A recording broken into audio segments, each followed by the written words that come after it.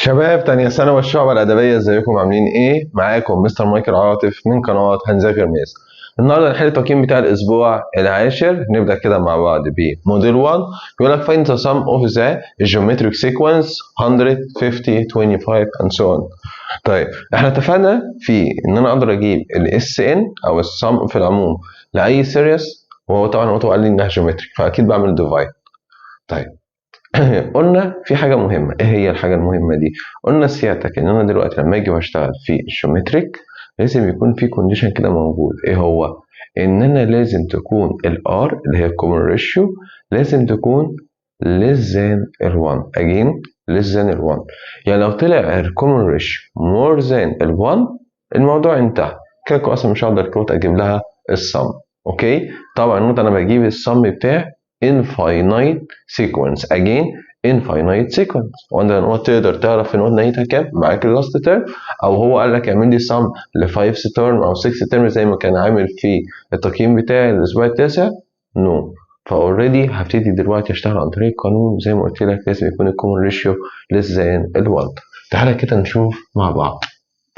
انا دلوقتي اوريدي معايا الايه اهو كده اهوت على جنب، معايا الايه ب 100. حلو جدا. اجيب الار هقدر اجيبها مفيش مشكله، هعمل T2 over T1 T3 over T2 اي حاجه منهم. لما تعمل 50 over 100 او تعمل 25 over 50 الناتج هيطلع بهاف. الهاف دي more than ال1. ايوه يا مستر خلاص الموضوع انتهى. انا كده دلوقتي بجيب الاس infinite هتبقى عباره عن ال A over 1 minus R. again ال A over 1 minus R. خلصت. بس كده بس كده اهو. يبقى انا ازاي اقدر اجيب تاني السم بتاع infinite series؟ اوريدي اجيب ال R طلع less than ال 1 هقدر اشتغل بالقانون بتاعي، ده قانون اوريدي انت بتكون حافظه. طب طلعت more than خلاص تقول له انها doesn't exist، مش هنقدر نحلها. اوكي طيب ال A اوريدي معايا 100 over 1 minus الهاف هتطلع بهاف، الناتج هيطلع ب 200. المسألة انتهت. يبقى السم بتاع الانفاينيت سيريس هنا ب 200. بيقول لك find the sum of infinite برضه number، يعني عاوز برضه اهوت اس infinite. اوكي، لان هو قال لي اهوت infinite number ماشي of the terms of the geometric sequence برضه بالشكل ده starting with its الفيرست term. خلاص يبقى انا هو بدايتي من الفيرست term، يعني الخلاصه الايه بكام؟ اللي هي مستر ب 4. الار بكام؟ هعمل 2 over 4 او 1 over 2 طلعت بهاف. less than ال 1 هقدر اشتغل عادي. القانون بتاع الاس انفاينايت عباره عن ال a over 1 minus r equal ال a 4 over 1 minus half تطلع 8. خلصت. طبعا انت بتقولي الموضوع طلع سهل، انا عارف ان هو سهل. طيب question number 3 find the sum of infinite number of the geometric sequence. ال tn بإيكوال 5 باور 3 minus n starting at الثird term. تاني starting at الثird term. طيب زي ما اتفقنا كده مع بعض كده في البداية، أنا اوريدي نوت معايا ال tn عبارة عن ال 5 باور 3 minus n. أنا مكنتش عايز يعني أدخل في التفصيلة دي بس ما علينا. أنا المفروض كان بيكون معايا ال a ال r باور n minus 1 again ar باور n minus 1. هنا كاني ما قلتش حاجه عشان انا لو دخلت في الفكه بتاعتها انت هتتوه. خلاص اشتغل عادي. هات لي التي 1 اهو، انا هشتغل هنا وبعدين نكمل فوق. التي 1 هشيل الان واحط مكانها 1 هتبقى 5 باور 3 minus 1. 3 minus 1 ب 2 يبقى 5 باور 2 ب 25. هات لي التي 2 هتحط مكان الان بكام؟ 2 شوط تبقى 3 minus 2 ب 1 يبقى 5 باور 1 ب 5.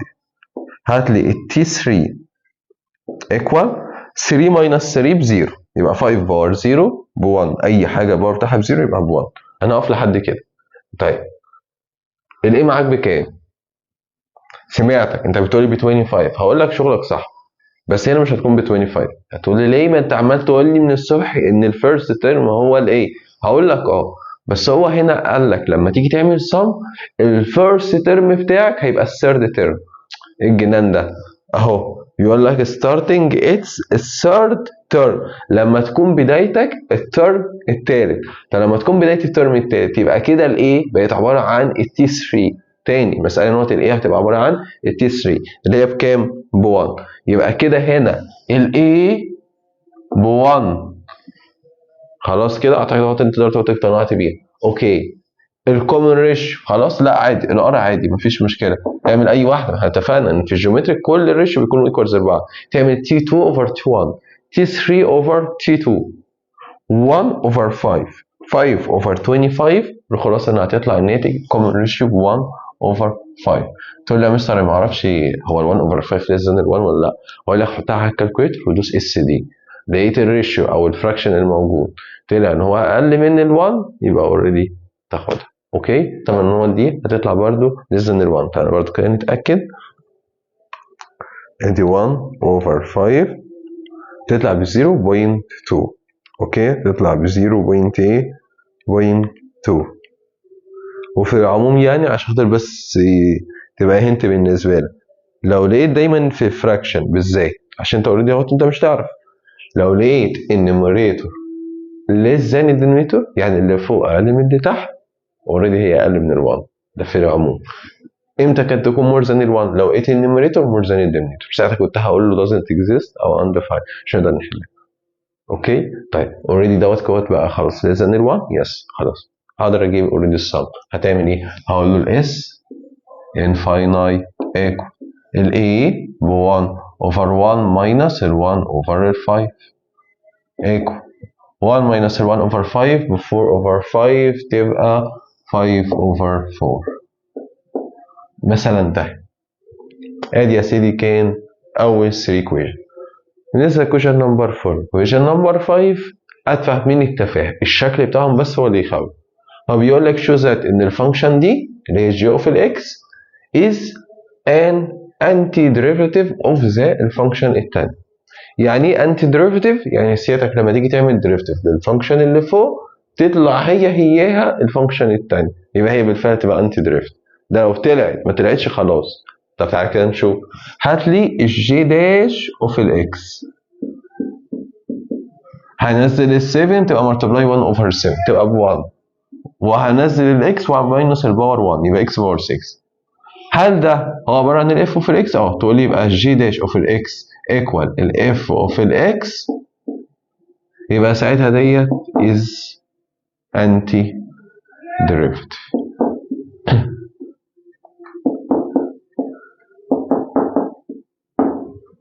طيب question number 5 نفس الفكره نفس كل حاجه، بيقول لك بروف ان ديت is an antiderivative of the function الثاني. نفس الشغل. فين الجي اوف الاكس اهي، فين الاف اهي. هتعمل ايه؟ هعمل ديريفيتيف للجي داش، هجيب الجي داش اوف الاكس ايكوال، هنزل ال 2 تبقى 2 اكس، وهعمل ديريفيتيف ال 2 اكس يبقى بوزيتيف 2 يبقى بلس 2، وديريفيتيف النيجاتيف 1 بزيرو. هل ده هو بتاع الاف اوف الاكس؟ اهو 2 اكس اهو بلس 2 يبقى دوت بيكوال الاف اوف الاكس.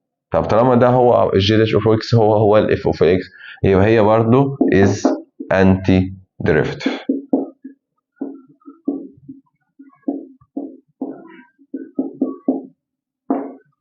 ادي يا سيدي كان بالنسبه لي التقييم بتاع الاسبوع العاشر. هسيب لك انت برضه موديل 2 موديل 3، ولو حاجه وقفت معاك اكتبها لي في الكومنتس وهرد عليك.